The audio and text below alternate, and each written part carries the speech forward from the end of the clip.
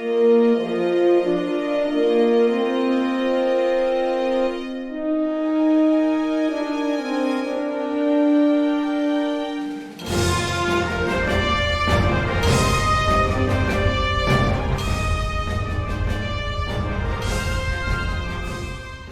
I have to say, every week it seems like continuing conversations. The conversation continues and it gets better and better. And I can't talk about how excited I am for today. Of course, I'm Michael Dismuke. I'm a freelance writer for Star Trek Adventures. I'm also a blogger on Continuing Missions, which is the #1 fan site for Star Trek Adventures RPG. And I'm happy to also introduce my co-host, Jim Johnson. Hey everybody, Jim Johnson. I am the project manager and line editor for the Star Trek Adventures RPG, published by Modiphius Entertainment. And I can guarantee that as excited as Michael is tonight, I'm even more excited because I got this powerhouse group of guests here, not to mention Michael, and we'll talk about that later, why I'm so excited. But I want to take an opportunity to introduce our guests and have them introduce themselves, actually. So let's start with Aliza. Aliza Pearl, introduce yourself, please. Why, hello. I am Aliza Pearl. And I'm an actor, writer, dungeon master, TTRPG player, and game master, and improviser, storyteller generally.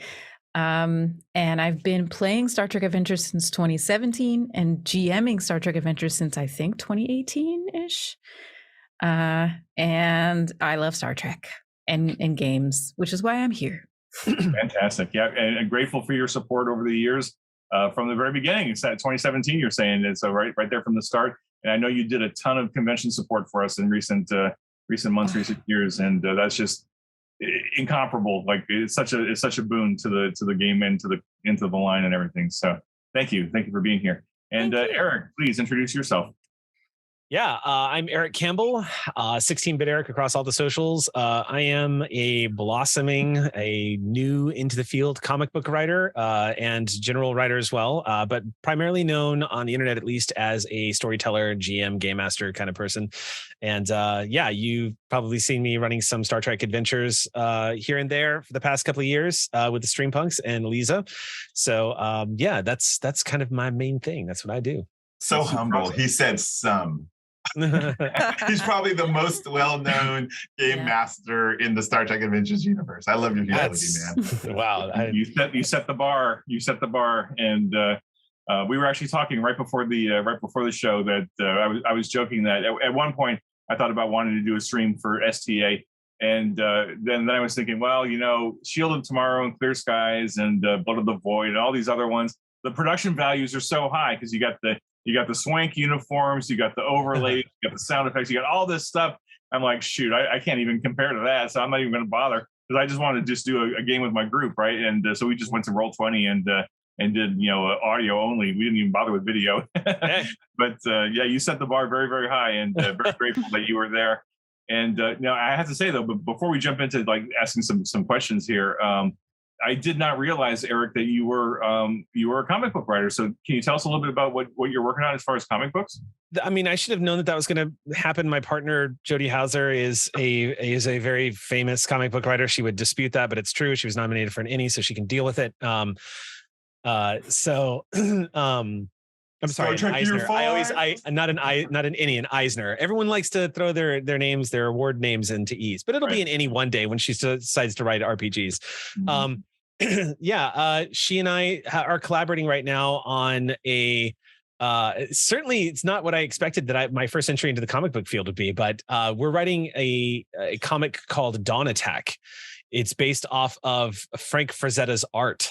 It is literally based off of one of Frank Frazetta's most famous pieces. And we just took that and put a story to it and built that out. And the two of us are creating it. She's taking the lead, and she's taking me under her wing and taught me the ways of the comic book force, as it were. So it's been a lot of fun. And what I'm discovering is through the course of my life, I got involved in Geek and Sundry, which led me to Shield of Tomorrow because I was a screenwriter, because I love dialogue so much. And what I'm discovering writing comic books is how much fun it is to set scenes just like a storyteller would in an RPG, is set the scenes and the way it looks, but writing the dialogue. It's a medium that I had never ventured into before, and she's introduced me to it, and I'm completely in love with it. So Hopefully this will not be my last project. That's super cool. Yeah, I remember way back in the before times, I actually wrote some comic books, and it was my first exposure to the medium. And I was like, well, I know how to write stage plays, and I've dabbled in screenplays and teleplays, and it's not. And then that, when some of the guys that I was working with kind of taught me how to do it, it was like, oh, this isn't that different. Yeah, you paint the scene and you do the dialogue. Dialogue is king for a lot of this stuff, and it was a really neat experience. Like I didn't stick with it obviously, but it was a really neat experience. So I'm super excited that you're working on that, and like who better to be helping you than Jody, who was on the show I'm lucky. a few weeks ago. Yeah, so, I'm super awesome. Lucky. Yeah, that's fantastic. Okay, cool. Yeah. All right. Well, so let's talk a little bit about Star Trek. And what I'm really curious about, because I don't think I've heard this story from either one of you. I know that I think you were both involved in the play test of the game. Where did like the decision to run Shield of Tomorrow come into play? Like I think you were doing that even before the core book came out at Gen Con. That's right. Mm-hmm. Yeah. So Aliza's first time playing. So I asked Aliza to come play because Aliza was the other person in the office that had as much Star Trek paraphernalia around her desk as I did. And I remember. Well, no, it was before I started working there. That's right. Yeah. That's right. That's right. It was before you even started working there. Yeah. I remember that. Hector introduced us. Mm-hmm. That happened because Hector and I did improv way back in the day, like 2012. We did improv together at UCB and other places. And Hector knew that I was doing the Improvised Generation. Mm-hmm. And that, for people who don't know, the Improvised Generation is a long-running LA-based improv troupe that does Star Trek improv. We do hour-long-ish shows that are an episode of Star Trek in the style of TNG. And we had been doing it since 2015. 2015 we started. So Hector knew that I was doing that. And Hector is in the Improvised Generation now, by the way.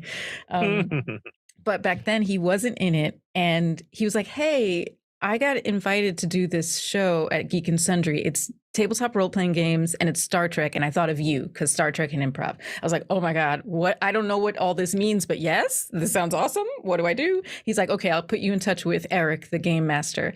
And I had played D&D maybe once at that point. I was so new to TTRPGs. I did not know much about the world at all. But I went for a meeting with Eric, and that was my first time in the office. And at the same time, I also happenstance had been referred to Nerdist as a writer by another improv friend. So it was just like, at that point in my life, I was destined to be in that building. Mm-hmm. And I ended up getting 2 jobs in that building at the same time. Wow, you're talking about a decade of history. Oh my God. Yeah, I remember that now. Yeah, for me, so I can tell you what led up to us reaching out to Aliza too. The whole process of getting Shield up and off the ground. We had just wrapped up. So when I first took over as director of development at Geek and Sundry, there was a gap in content, and they let me take. I covered for Ivan on one of his shows, because they knew I was a game master and it did well. So they asked me if I wanted to come in and run a couple of more games for funsies, and those did well. So after that, they said, hey, we have a gap in content. Do you want to just come run a show until we can take over, and you can run whatever you want? And so I was like, sure. So I just picked a bunch of random games that I thought would be fun to play to the audience. And we ended up starting with Doctor Who. And we never came up with a name for the show. It became known as Eric's TBD RPG. And because the idea was that we would just announce a new game every few weeks and just play that one. I'm so glad we never did that, because I do not have the bandwidth for that. But anyway, when we wrapped it up, it did so well that keep in mind, director and development, I have no say over what goes up in front of camera. It's not my call. My job was, when things get greenlit, then I come into play and I develop the show with the creator of the show, or I develop it out.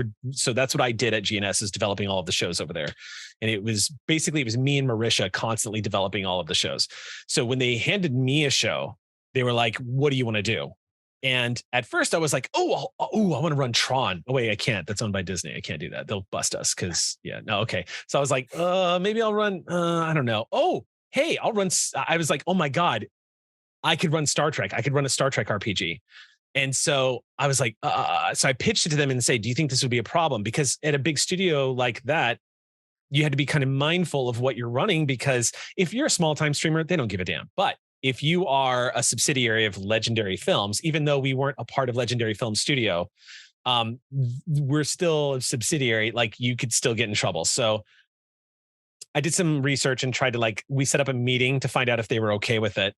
And in the meantime, I dropped my savings, my tax return on buying the entire collection of Decipher Star Trek RPG books, because at the time, that's what I thought I was running. So I bought every out of print Decipher book. This is the predecessor to Star Trek Adventures that it went out of print in 2006. Yep. So I bought all of those books, and as soon as I had purchased them, I brought them to my desk. And I remember somebody was like, "Aren't they coming out with a new one?" And I was like, "No." Yes, are they? Are they coming out with a new one? And they're like, "Yeah, I think I heard they were coming out with a new one. Here, and let me get you in contact."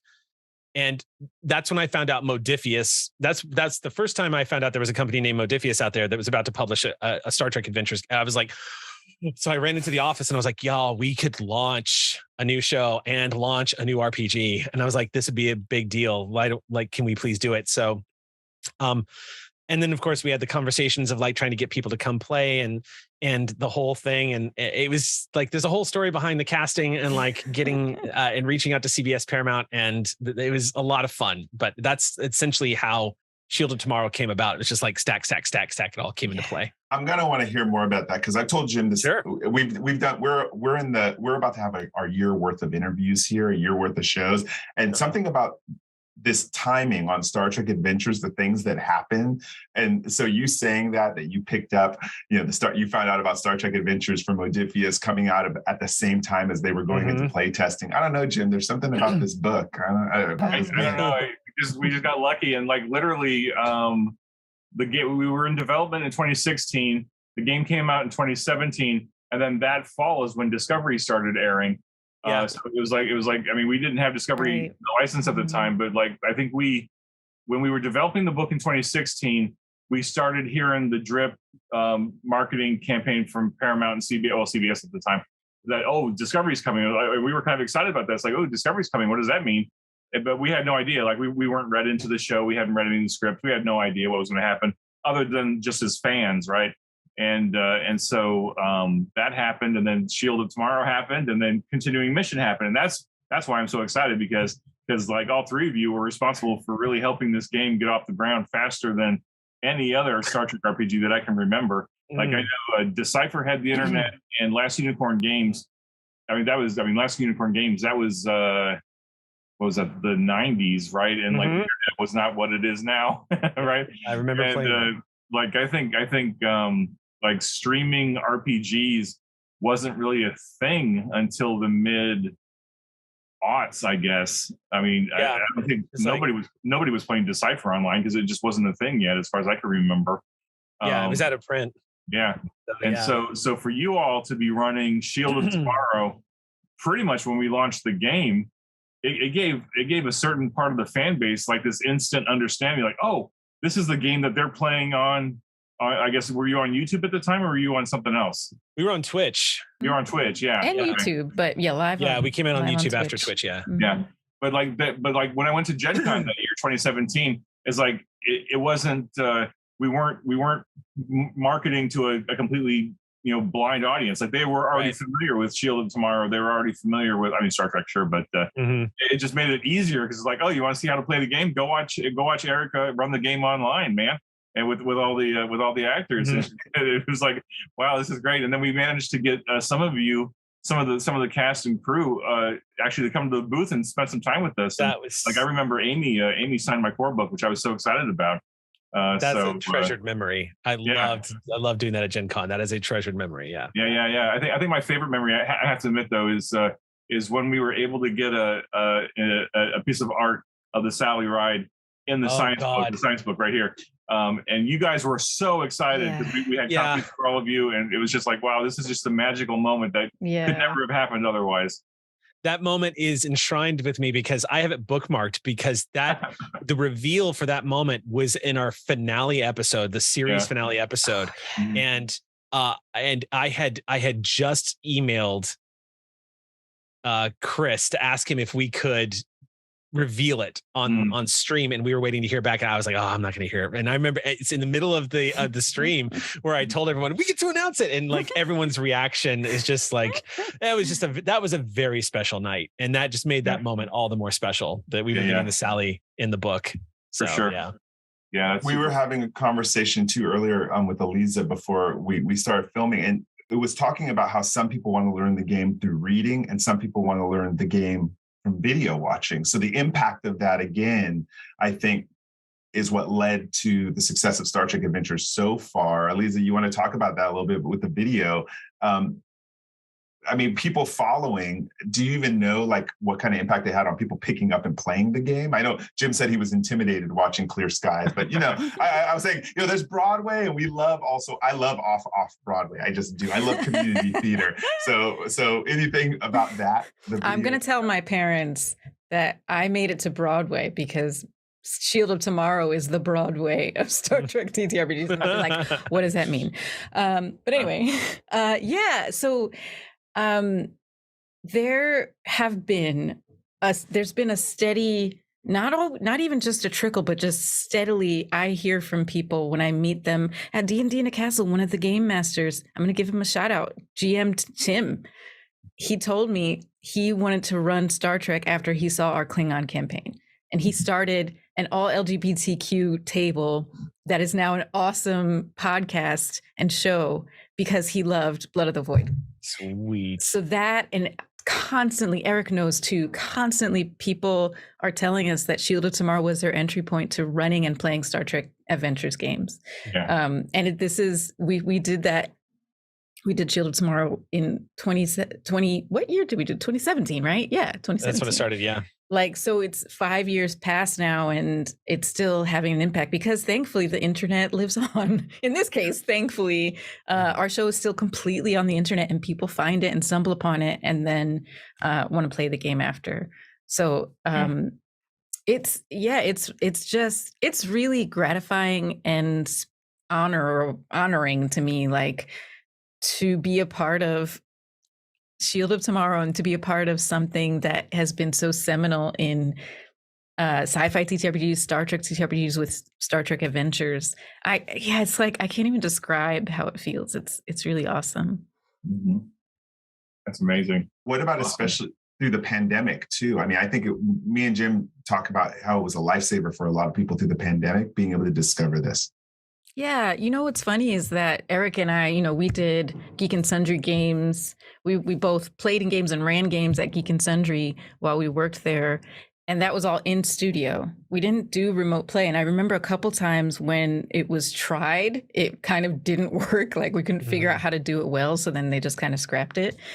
And then we go into the pandemic. Eric, myself, and Sam Delev, our co-founder of the Streampunks, we decided to create the Streampunks and do these 2 new Star Trek shows, and everything shut down. And so we had to go remote for everything. And I think it weirdly was a blessing for us that we already had a groove, right? We already were a group that loved playing games together. We knew we had lots of stories in us to tell together. And we weren't going to let not being in studio together stop us from continuing to tell those stories. I don't even know.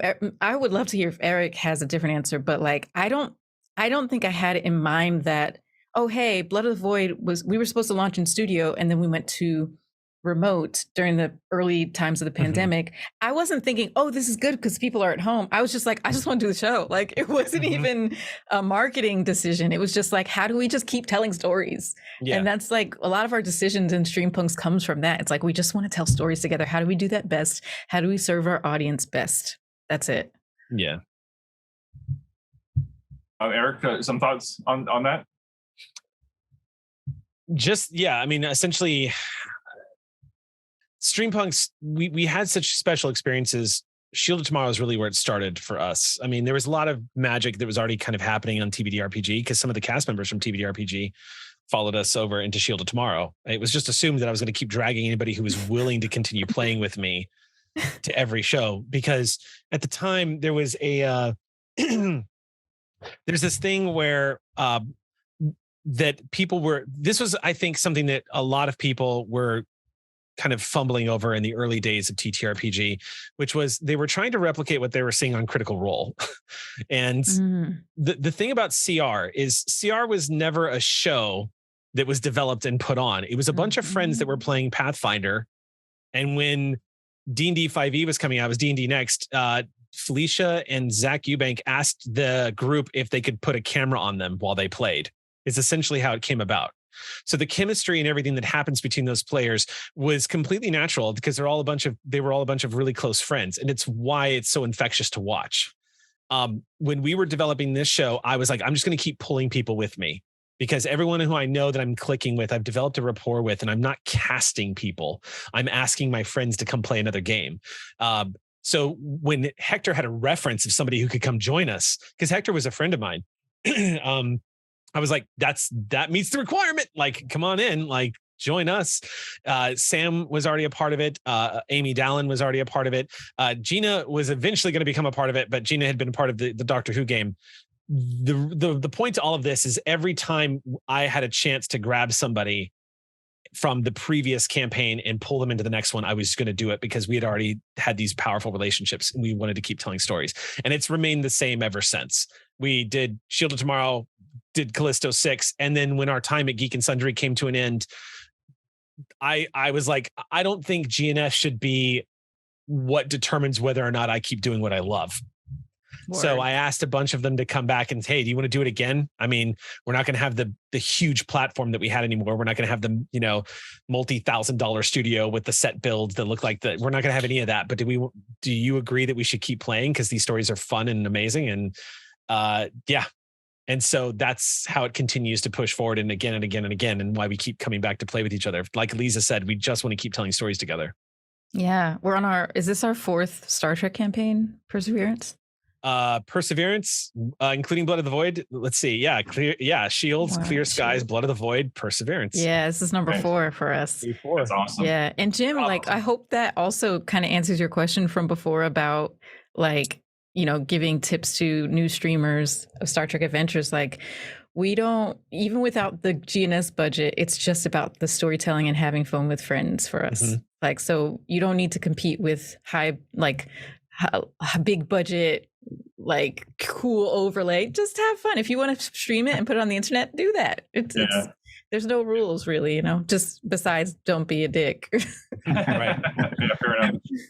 We're gonna make that the title of this episode. We'll appreciate that. Yeah, it's a good mantra for life, really. It gets you so far if you don't do that. Mm-hmm. But that's great, Aliza. That actually naturally leads into my next little topic here. Is that I wanted to have you two not so much pick your brains, but just like with this wealth of experience that you have, having run Shield and Clear Skies and Blood of the Void, and now you're heading into Perseverance. I love the fact that the two of you as game masters, you don't really sweat the details of the rules, right? Like you're not spending a lot of time page flipping and bringing the game to a grinding halt to find some reference. Mm-hmm. You're hitting it and you're moving on, you're yes-anding, and you're getting on with the game because you're into it for the narrative and the storytelling, and the actors are getting, or not actors, but the players are getting into it and doing their character stuff. So which is great because that's how I run my games. I don't if I don't have to touch a rule book for the entire session, I'm happy because it's all here, and I'm working, and I'm vibing with the players, and we're making story happen, right? So if you had some advice for folks who want to either get into the game or want to get into, or already playing the game and want to get into a streaming sort of thing, what are some ideas or advice that you would have, how you approach getting ready to do Perseverance as a good example, but also your past experience having done the other shows. What should new game masters and players be thinking about heading into running Star Trek and playing Star Trek Adventures specifically? Oh goodness, I think there's 2 approaches, and it just depends on the person, their learning style, how they pick up new information, and why they want to tell stories. So the 2 approaches to me are from either you dig into the books and read all you can, absorb it, make notes. You should see, I have so many this is my monster manual, but just like do that, put lots of notes and tabs and underline things and highlight, and then just absorb it, and then figure out what your story is and just run it and let it go. Don't be tied to the book, as you said, Jim. That's one approach, right? To absorb it, kind of front load the information. The other approach is to just start with the basic rules and grow from there. And as you get to things you want to do in game, maybe you have a session where, oh, my engineer wants to fix the warp drive. There's a big problem with the warp drive, and you have them do simple rolls. But then for next session, you're like, no, I think I can make that more interesting. Let me see if there's a mechanic in there. And you find the extended task list, and you're like, oh, okay, I'm going to do that. I'm going to give them another problem, and then we're going to introduce this new mechanic. That's a totally valid way to run the game too. And it just depends on what you as a GM, what's going to serve you better for like bringing fun to the table and making sure your players have fun playing their characters. Mm-hmm. Absolutely. Eric, what are your thoughts on that? I come at it from the point of view is the reason I both want to run and have people play Star Trek Adventures is this is your opportunity to put on the uniform and to explore the galaxy. This is your chance to be in the TARDIS. A dream come true from my life would be if I was asked to be on a Star Trek show of any kind. And the odds of that happening are astronomical. So if I can do it myself, that's great. Let's supply everybody with, I want everyone to feel like they just got done wrapping a series of Star Trek, and that everyone got to have those dramatic moments where they techno-babbled their way through a problem and saved the day. Or if they had a funny moment, or, I want everyone to experience those moments that we've all fallen in love with on Star Trek. I start from there first, and everything that I approach, I think, how can I deliver a cinematic feeling experience to a player that makes them feel like that what they just did, an audience would watch and cheer. Like that's my first approach to stuff. When it comes to the rules, I always just default on hitting a target number because that's the basic thing. I mean, we did that a lot with Shield because when Shield first came out, the rules weren't done. I was being given literally packets of paper that were the beta. And I was being told, like, hey, just so you know, like, this is still in progress. There wasn't, y'all weren't even in layout. Like, right. I was just being handed texts. Yep. And so at the top, I was like, that's fine. I've got 2D20 and a target number. This is I can start there and build, and it's no big deal. And for me, it took a little adjusting to learn how to use momentum and threat, because I was like, how do I make this not arbitrary? And how do I make this like an economy that actually makes the players like they are fighting back against, the rising challenges by succeeding on their tests and stuff. It was a lot of fun. And the last thing that I did personally, I have attention deficit disorder, and I have a significant problem crunching rules. I always have. It's made it very difficult for me to get through rule books. That was a huge challenge for me in Shield of Tomorrow because there was nothing. It was literally just reading and having to reread and reread and read. And so I was just using a highlighter and going through it, getting playtesting done as much as possible and stressing the heck out and just trying to get through it. These days, though, if you're interested in playing Star Trek Adventures, my God, and I'm not just saying this, I cannot stress this enough. Holy hell, continuing mission is amazing. My God, I wish I had that when I was running Shield of Tomorrow. Mm-hmm. Holy hell, I wish I had that. I used continuing mission throughout the entirety of Clear Skies consistently when I had questions or I needed something. I was constantly on that website. There was that website, and there was a YouTuber who has since changed his name. He used to be known as the Complex Games Apologist, and he's changed his name since then, but he does brilliant walkthroughs of the rules for Star Trek Adventures. And not only did he do brilliant walkthroughs, but he also did these great examples of what the impetus behind the rule was and how you could use threat to do more than just, it's not just an exploding power cup link, like maybe the tool dropped between the grating and you've got to reach for it during a moment of stress, and was really smart at how he was like indicating how extended tasks and threats could be used. Now is a better time than ever to be inspired by some of the people who are interpreting the rules and or can plug all that stuff in. That's I always start at the baseline of that and expand outward to see how everyone else is playing the game and just take what I like and go. Yeah. Long answer. So I apologize. No, that's great. That's fantastic. I'm just listening to both of you. It's like, oh, I'm with my people. Like 100%. Like you're talking about I love the fact that you, Aliza, you mentioned, get the basics down and build from there, right? Like over the course of the last 3 or 4 years, as we were starting to develop the player's guide and the game master guide, like I got the writers together, including Michael, and we were like, okay, look, we need to take all the stuff we've learned over the last 4 years and condense it down into really easily understood advice, not so much new rules, but just advice. Like, here's the rule set, here's how to get the most out of it. And that's absolutely what we did. Is because we watched all your shows, and we were like, yeah, this is it. Get the basics down. Mm-hmm. If you can do basic task resolution, just that. Yep. Then you can build. Then you can add momentum, add threat, add determination, add the focuses, add all that stuff later. Build on it, but don't let yourself be overwhelmed by the entire rule set, because there's a lot of great stuff in there, but it's a lot of meta currencies and stuff that you need to remember to use. But if you just get that basic task resolution down, and I think, Michael, if I remember right, that's what we ended up putting in one of the chapters is start with that very, very basic building block of basic task resolution, 2d20. Don't even worry about buying extra d20s. Just start with the basics and then grow from there. And I just love the fact that you both of you brought that up, because that's really what we've been pushing on this show, right? Continuing Conversations is to get new game masters and new players not to feel overwhelmed by not just the rule set, but also the 56 years of Star Trek that we've got behind us. Yeah. That people have to feel like they have to absorb, One of the biggest things that Jim constantly emphasizes to all the writers of the game, whatever book we're brought in on, is that in the writing, we stress you may or may not use this mechanic. We don't want people to feel like they have to memorize all the mechanics, because it's really about, did you and the players walk away having a night of fun? And some of the things we've done in my game, we've gone an entire game not rolling dice once. Yep. We've had episodes of shows like that. Yeah, and we're like, did we do any dice rolls? No, because the players were so interested in inviting conflict themselves and playing into their values. And that's when I was like, those are the sweet spot adventures for us. Yeah. So we're not mechanics heavy, but if we're not sure how to do something, or if as a game master want to be like, I don't want to make this too easy, then I'll fall back on a mechanic. Game Master Growth is the YouTube channel. He renamed himself to Game Master Growth, and I highly recommend it. It's great videos. We may have him on the show one day. Also, just want to say for the record that the Game Master Guide and the Player Guide are my favorite things that have come out for Star Trek Adventures. Oh, thank you. Yep. Those are my two favorite books by far. And I didn't think anything was going to beat the Klingon Core book, but then those two books came out, and I was like, yeah, this is great. That was a wonderful read through. Fantastically useful.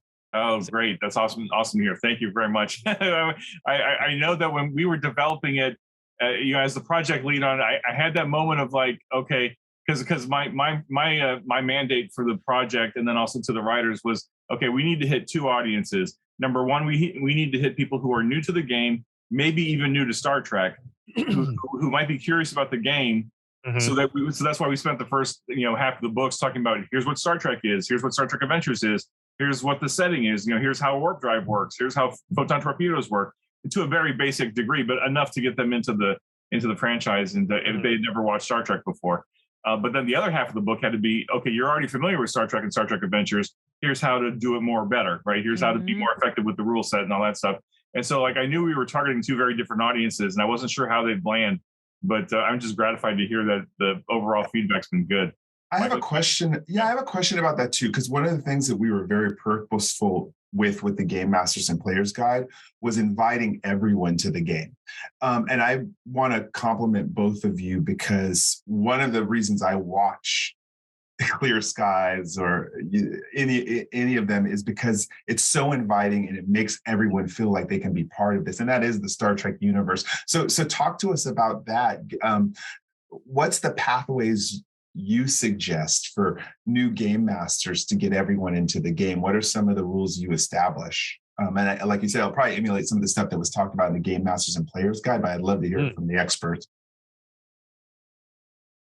I love when we were doing Clear Skies. I immediately, when I found out Xander was playing the engineer, I immediately supplied him with a techno babble table, which he used to great effect. Playing his super passive aggressive Midwestern bullion. Yeah, I like empowering people. I still remember one of my favorite moments running Shield of Tomorrow. I have like 5 or 6 moments that I just adore, but one of them was actually with Aliza, and it was Talon making checks using the scientific method system that was in place for testing theories and trying to break down scientifically a theory as to like what's going on. And it was wonderful because I walked Aliza through the process of the character. Aliza was able to use her science officer to her full potential and supply an answer to the group that no one else was able to come up with as this Vulcan science officer did her thing. And Aliza, I still remember from the GM's post looking at the table, like you were just lit up like a Christmas tree and enjoying the heck out of it because you were sciencing and defeating the problem. And what was great about it is the method, the rule set supplied that for you. It gave you a way to role play solving a problem that a genius level logician science officer Vulcan could do, and made you feel like your character was a significant, piece to the puzzle that was solving all of this. It was great. Empowering players, I think, is the key to like drawing them in and giving them like their moment, giving them their moment. There was a moment where we had a friend of ours, Joey, Gina's partner, actually. Joey came and played with us briefly. This is an episode of Clear Skies where he played a security officer. This is actually towards the end of the series. He was playing a Tellarite security officer. And it's always difficult when you have guests come into a show that has 6 cast members already, because there's so much scene switching. Here, the big challenge for us is we weren't using supporting cast systems, which in fact, when you're streaming Star Trek, invites a lot of challenge because the party is always split. And what we discovered playing both Shield of Tomorrow and Clear Skies is that we're making it really hard on ourselves. And so it became difficult to include a lot of our guest players sometimes. And they would go like 45 minutes before they got to do anything. They didn't care. They were always cool about it, but I hated that.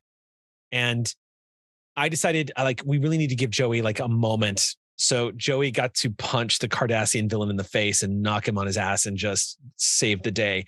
That one moment in empowering him. So he got that sudden like jumping out of the sidelines into the spotlight and doing his thing. Joey was thrilled and super happy. And I think the key is just constantly making players that their characters are significant, and what they built them for is being implemented to make a big difference in the story. And that's easy to do as a storyteller.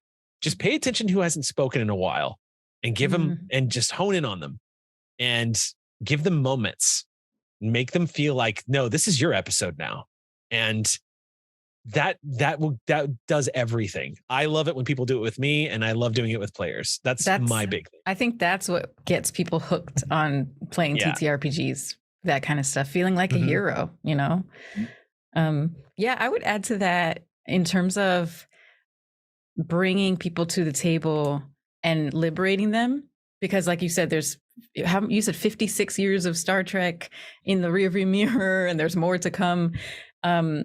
A lot of the people that I talk to who either haven't started playing or question me about what I do, they're like, "Oh, I've never watched it. I wouldn't be horrible at that." I'm like, "No, first of all, that's not a thing. There's no being horrible at TTRPGs. It's just, can you come to the table with an open heart and listen and be a part of a story and care about everyone else's enjoyment too? That's it. Like literally that's the basics, right?" So I remember too when we were casting Blood of the Void, because Eric was the first GM of Blood of the Void, and then I took over, but we both produced it and cast it together. And so when we were casting it, we both talked about how we wanted an all POC, all BIPOC table, and that meant stepping outside of the regular TTRPG personalities that people usually see on all the different Twitch streams. And I wanted that. I think we both embraced that, because I'm always wanting to bring more people to TTRPGs, especially marginalized folks. I know my own personal backstory is that I didn't play until 2017 because I literally wasn't exposed to it. I didn't know what it was. I didn't know what D&D was until I was like 28 or 29. And God, I wish I had found out what it was when I was 11 or 12 or 13 years old. But it's okay. Now my duty is to bring more people on who are like me and who aren't exposed to it in the places that they grow up in, the communities. Thank you. Fuck you. Cool. Okay, yeah. There's a lot of us out here, right? Like we're newer, but we're super into it. But yeah, so then once we got going and we had the cast of the Blood of the Void, Eric and I also talked a lot about like how do we empower these folks, because a lot of them, I think Quincy was the only one who was like a Trekkie and a TTRPG person. Yeah, Quincy was the only one. Yeah, everyone else was like new to Star Trek and new to TTRPGs, except for Aki, who joined the cast later. Right, because Aki was already playing Clear Skies with us. Right, exactly. Aki was already on board, but everyone else in that cast was new to both things. And because we were doing Klingons, we were like, well, first of all, Klingons have a very not thorough, but like a lot of the culture has been explored in Star Trek canon. And we know that, and it's in the book, but we didn't want people to feel like they could only do that stuff. Mm-hmm. We wanted to see their Klingon. We wanted them to contribute to the lore and them to create Klingon lore.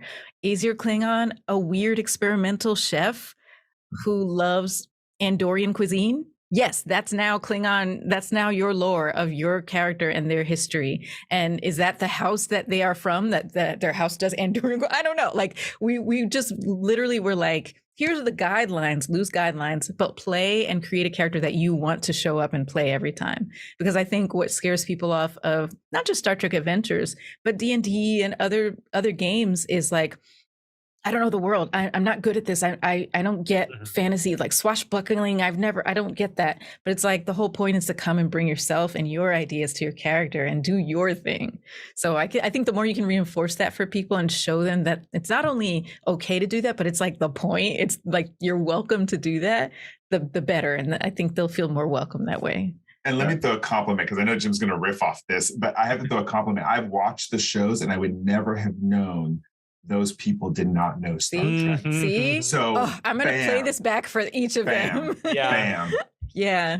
Play that for Jade and Chris, particularly. Exactly. Awesome. Exactly. That's awesome. And I think you're like all the casts of all your shows. I mean, that's IDIC in action, right? I mean, you can see the diversity right there on the screen, and that should give people and players and stuff hopefully the confidence to know that like no matter who you are, where you are, what you believe, who you love, etc. There's a place for you in Star Trek, right? I mean, that is how it works. That's been my philosophy from day one working on this game, is that I want all my writers to be like, I want everything represented not just in my writers, but in the people that we want to play the game. And I know Michael, we hit that pretty hard in the Game Master Guide and the Player Guide when we were talking about doing session 0. Like, just make sure everybody's got a space at the table, because that's what we see on Star Trek. Now I know that television is a little different, that they can only push the boundaries so much. Given the world, and they've gotten better, but there's still a long way to go in terms of complete representation. But like, there's nothing stopping you from doing that at the game table, virtually or physically. That's a really great point, because for both of us, for Eric and for Eric's games, my games, and also for the improvised generation, there was a lot of diversity that we had already done in our shows and games that now is in Discovery, Strange New Worlds, Lower Decks. Like we were diversifying things more deeply than Star Trek was or could at that point. So yeah, I think TTRPG gaming in the Star Trek world is this very unique creative space where it's already an innovative genre and franchise, but when you're just a layperson and you have all these cool ideas, it's a really great place for you it's a great playground for us as Trekkies to just like do the things we want to do and we want to see in Star Trek. That played a big role in Sam and Shield of Tomorrow. Yes. Oh my goodness. That was a big thing with Sam, because Sam's a Wheeler, and Sam had a lot to say about how disability is portrayed in Star Trek and how it has been historically portrayed. Now, Star Trek does get credit for taking swings at the ball. Yeah, they've tried. But there was a lot of like, Sam's like, hey, so I want to talk about this utopian society where there are no disabled people. Let's chat about this. And so Sam was like, I want my character to also be disabled, and I do not want. I want to dive into that, and I want that because traditionally, and this, if you don't mind me saying this is just something I've observed. But of all the incredibly important issues that get brought up about this when we talk about representation in media, the one that I see constantly thrown to the bottom of the pile repeatedly with total irreverence is disability. again and again and again and again. Every single time. It's stunning. And I would not have been aware or knowledgeable of that had I not become best friends with Sam Delev, who was like, hey, let's talk about that Doctor Who game you just ran where you NPC Davros. And let's talk about why this is a problem. And I was, it just goes to show that once again, if you can't wrap your head around all of the numerous reasons why you should do it, and this is mostly talking to people who live stream at this point, but diversifying your table is capturing the expansive human experience, which is vital to storytelling. It is also going to help you wake the hell up from the malaise of stupidity and privilege that people, I think, have naturally sunk into over the course of their lives. And Shield of Tomorrow was one of the most valuable learning experiences of my life because of everyone who I had at that table bringing their experiences and what they wanted to bring in. It didn't stop with Sam. Like, we've had lots of conversations, Aliza and I, like, about the TTRPG space and storytelling and ways we wanted to engage with it. And it's just incredibly important. It's a little bit of a sidebar from what we were just talking about. I'm mostly looking at streamers right now, but yeah, I think in the case of like Shield, like, it was really important to use that as a vehicle to really explore some of the issues that we didn't get to see a lot of in Star Trek at that time. Sure. It hadn't gotten there yet. Sure, absolutely. Absolutely. I mean, Star Trek has always been a vehicle for trying to at least address some of society's issues, right? Mm-hmm. And you slap on a science fiction veneer to it so that it doesn't scare people quite so much. But it's really important to get that messaging out there. So yeah, absolutely. Great stuff. So I know that we're running up on time here, and I want to be respectful of everybody's time, obviously. I wanted to first see, is there anything that you want to tease with your upcoming Perseverance, or do you want to save that for another time? You want to give us a little taste of what's coming up, or do you want to, it's entirely up to you. I'm not going to put you on the spot or anything, but if you want to, by all means, take the moment. If not, we can move toward closing this out tonight. Yeah, I think we should tease some stuff, right, Eric? Mm-hmm, mm-hmm. Well, so in our announcement on Admiralty Day for Star Trek Fleet Week, we mentioned Clear Skies Perseverance is our next Star Trek campaign. I'm going to be GMing it. Eric is going to be a player at the table. And it takes place on Mars at Utopia Planitia shipyards. We are working through the Utopia Planitia new book that Modiphius has come out with. Star Trek Online also has some Utopia Planitia present. So we're kind of just like using that artistic and creative input to create our in-game, in-world Clear Skies Utopia Planitia. Timeline-wise, this happens several years after the beginning of Picard, or actually, don't quote me on the exact years. I haven't nailed down which year exactly it is, but it happens after the attack that's mentioned in Picard, not to be too spoilery for people who haven't watched the beginning of Picard yet. The attack that happens on Utopia Planitia, the whole shipyard and orbital facility get rebuilt, re-terraformed, and we are the first crew back. Oh, so fantastic. Are you Starfleet Corps of Engineers? No, but I am reading those books as inspiration. Oh, good. Aliza's going through the entire, like all of the books. I'm trying to read all of them. I told them before we recorded I'm a slow reader, which is why I haven't finished Utopia Planitia book, because I'm reading that stuff and a bunch of stuff. But yes, I plan to read as many of those as I can, because those ebooks are very inspiring. And because I was thinking as a game master, Eric was my inspiration as a Star Trek game master, because he approached the amazing like sci-fi puzzles so brilliantly. And I was like, we did lots of science, we did lots of exploration, we did lots of command stories. What are operation stories? Like, what's at the heart of those? Mm-hmm. And what's the meat of those? What's the marrow? And so reading the Starfleet Corps of Engineers is really inspiring me a lot. So yes, for sure. Yeah, but no, this is more like the people who run the station. So it's people who design the ships and also build the ships. So it's going to be a good mix of like blue collar people, maybe some admin people, a rigger an anti-grav rigger who like works on the orbital facility, tuning it up and making sure it doesn't fly off into space, things like that. Oh my goodness, I can't wait till you get into it because I'm going to be wanting to know, like, what part of the Utopia Planitia book did you use for this? Because there's so many mechanics in there. I'm not even going to say there's mechanics in there. There's new prompts for the work. I've noticed as Jim progresses with different books that are selected to come out of the line, it's getting more granular on what life is like in the Federation. And I love that. Yeah. I'm only about 45 pages into the Utopia Planitia book, and I already have so many ideas. And because it's exactly that, it's like prompt for stories, prompt for what's life like for a Starfleet officer who lives on a ship, which then makes me think when when a ship gets hauled in to the orbital facility for refits, what are they going to find? They're going to find some weird stuff on these ships when they're refitting them and rebuilding them.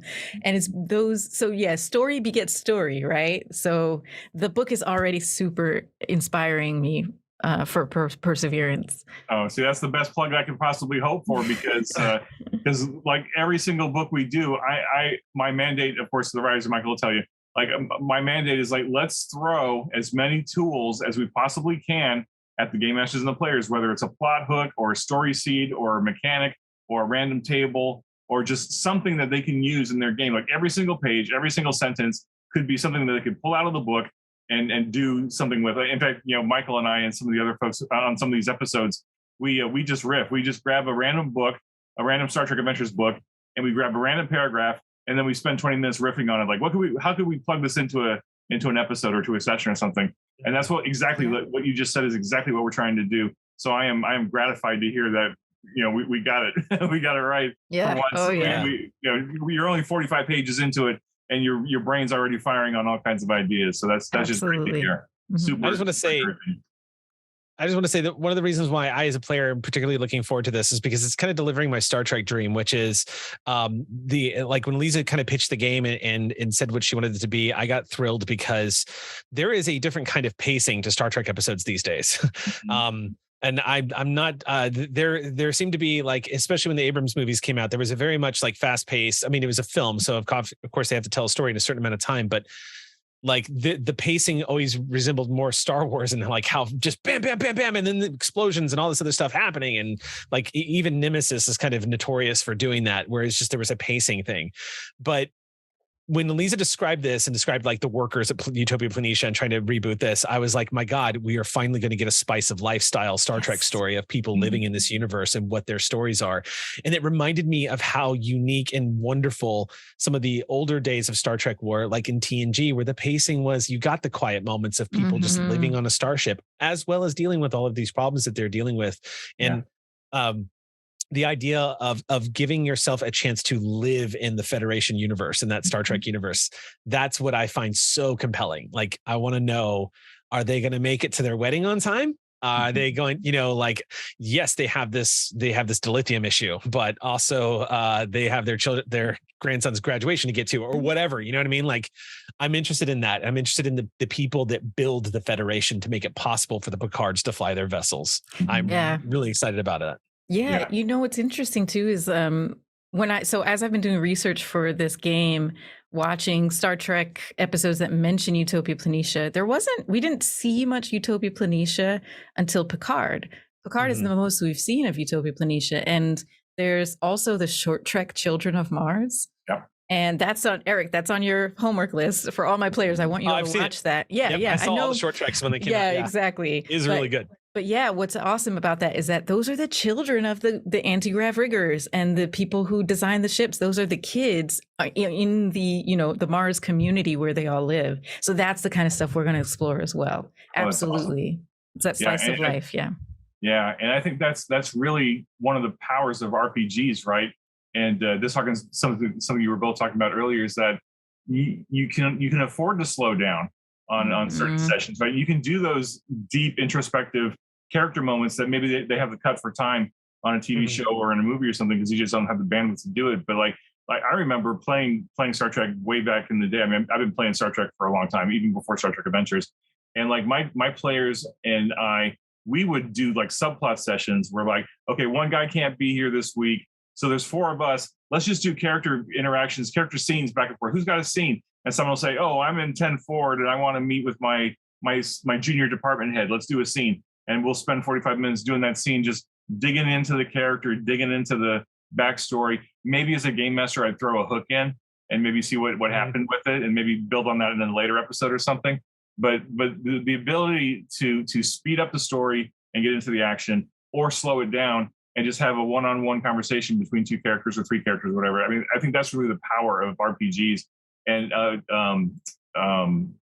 Eric, you mentioned this earlier in the episode, and I wanted to just touch on it again, where you were saying that, like, all these great moments that you had in your different shows and your series, like those really meaningful moments that you're always going to remember. Like I can guarantee, I've been playing RPGs for 40 blah blah blah years now, and like all the best RPG moments have always been in Star Trek. I don't know why it's been Star Trek in particular, but everything that, like, all the best memories I have of just gaming in general have been Star Trek. And I remember, like, my group at one point, we all had uniforms, and we were all just sitting around the table being in the moment. It was just so rewarding to be able to do that. And that's why I do these books, and I'm still the project manager after all these years. It's like, I want to give that opportunity to other people to do that with their friends at the game table, or with, you know, strangers around a virtual table or something, because it's such a great storytelling venue, right? And like you've shown it for 4 years now. You've been doing all these shows, and you've got another one coming up. Like you see how powerful that storytelling is, and how, like, Star Trek, you can fit any genre into Star Trek and somehow it'll work, right? You can do horror, you can do romance, you can do murder mysteries, you can do Shakespeare. I mean, there's so much you can do with it. So I'm super excited to hear it. Yeah, Michael. Yeah, and I just want to say thank you, because it's exhibiting the healthy environment. We have so much, we talk about this all the time. There's so much negativity in the world. And even in it was known for decades, there was a lot of darkness even in the RPG world. And so Star Trek Adventures, especially through the pandemic, it was seen, was such a ASMR calmness to it that it's really healthy what you exhibit to and actually share through Twitch and through YouTube, for people to see, wow, you leave a gaming night feeling good, exploring humanity, and loving each other a little bit more. So I want to thank you both for showing that example for the past 4 years. In fact, you know, Michael, you brought a great point about the ASMR. I can't remember, Aliza and Eric, but like when you were actually, you know, airing the show or doing the, you know, developing the shows, and you're actually in the moment, did you have the sound effects to a place where, like, could the actors hear the sound effects while they were playing? No. So, well, okay. when we did it for Shield of Tomorrow, we did have a speaker off on the side that when we had our technical director on the side would play.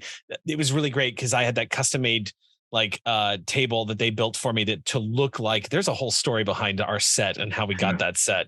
But they built me that custom made table where I had control over, like, music cues and stuff like that. And sometimes the cast could hear them, but most often than not, the sound was a little too low, unfortunately. Funny enough, I did end up asking CBS if we could use Star Trek sound effects for the show. That's when, at least this is what I was told, that they said, we would love for you to, we don't own them. Oh, right. And I was like, what do you mean? And no, they told me Sony owned them. Oh. And I was like, wow, what? Okay. I have to ask, where's that table now? It is at Geeky Tees. I donated that to a local. So yeah, when I was leaving Geek and Sundry, they asked me if I wanted to keep any pieces of the set. And I was like, yes, whatever you can, let me keep, because they were tearing it down. So some of the cast members were able to take some of it home. I saved a bunch of panels and my GM stand that I later used on Callisto 6, but I didn't have anywhere to store it. So I reached out to Donna over at Geeky Tees, which is the gaming store of Burbank. I just love that store. It's in Burbank, California. I reached out to them and I asked her, I was like, hey, do you want this? And she's like, if you give that to me, I will build a Star Trek room. And I said, done. So she created, they're in the process of moving. They'll be in a new spot in January, I think, or February, but cool. She did. So you can go to Geeky. Yeah, I'm an hour flight from there, so I'll be there. Right on. Yeah, no, the set of Shield of Tomorrow is at Geeky Tees. You can just go chill and hang out there. And my old GM stand is there. Yeah, it's great. Yeah. So what I meant to say is that with the ASMR thing, when I was running the game last year for my group on Roll20, I actually found some sound effects of the like the bridge ambiance noise, and then that engine rumble. And they can't hear that on our shows. Yeah. Sorry. Okay, got it. So I was able to put those into the platform, and like, so when we would start playing the game, they'd be playing in the background. I turned the volume down so that it wasn't overwhelming us. but it was so comforting to have that in the background. It settled you, and it was like very calm, very sedate. And I remember like every one of us, like after the session was done and we were kind of winding down, I would, turn off the platform, and that sound, and all of a sudden it was just dead silence. It just felt weird to not have like get back into the real world. It's like, what happened to our happy little cocoon of Star Trek, But, But I have totally gone to sleep at night listening to the 24 hours of the TNG quarters ASMR. I do it while I work. During the worst of my like insomnia fibromyalgia time, it helps me go to sleep, or at least relax. Yeah, absolutely. Well, I'll tell you what, folks, this has been a fantastic episode. I could talk to you all night about this stuff, and I want to be very respectful of your time, because I know you're being very gracious with your time. So I want to take an opportunity. We try to wrap it up by shouting out to folks that we want to shout out to. And Michael, why don't you kick it off just to show them how it's done? Sure. So I always ask our social media platform which brick and mortar stores we should shout out, because we're so appreciative for the people who walk into the brick and mortars and touch the books and have that tactile feel and actually purchase them. So for this show, I'm going to have Brian Cruisinger. He gave us a shout out on social media, and he wants us to pump up Strange Ideas Comics, Grand Prairie, Alberta, Canada. My mom's alma mater. Canadian, Quebecois in the house. So Brian, thanks for Strange Ideas Comics. We want to say thank you for everything you do for the game. Sounds great. Aliza, who would you like to shout out to? Well, House of Secrets in Burbank. That's my comic book shop. And Leland taking care of me with my Buffy comics. Thank you. Shouting them out. They're awesome. Awesome. And Eric, any shout outs? I mean, I already did it, so I'll just do it again. Geeky Tees in Burbank. That is my favorite gaming store. You will probably occasionally spot me and Jody shopping there because it's great. It's I highly recommend it. They have all the RPG stuff that you can need. They have big community area in the back to role play and to rent out space and play board games to just check out. It's pretty great. I highly recommend it. Awesome. And then for me, I will be completely self-serving here, or not self-serving, but I'll be shameless in my praise for all three of you. Because Star Trek Adventures would not be what it is without the foundation that the three of you put onto it, with the streams that you've done and continuing mission and the inspiration that you've given to so many thousands of fans out there who've watched your shows, gone to your blog, and have continued on from there, right, playing the game and enjoying the game. There's just no way to thank you enough for everything you've done, and I'm getting very pumped about it. But you're all family, so you're welcome back anytime. Any support you need from Modifius or us, don't hesitate to reach out. We're here for you. And I'm super excited to see what you do with Perseverance, because I'm going to be all over that. Not just as a fanboy to watch it, but like to say, hey, how can we support you? How can we help you? And part of that is like, I know what the production schedule is like for the books for the next year and a half. And I'm already thinking about how we can tie in some of that stuff and give you even more stuff to play with and support. Nice. So thank you from the bottom of my heart, and for everything that you've done.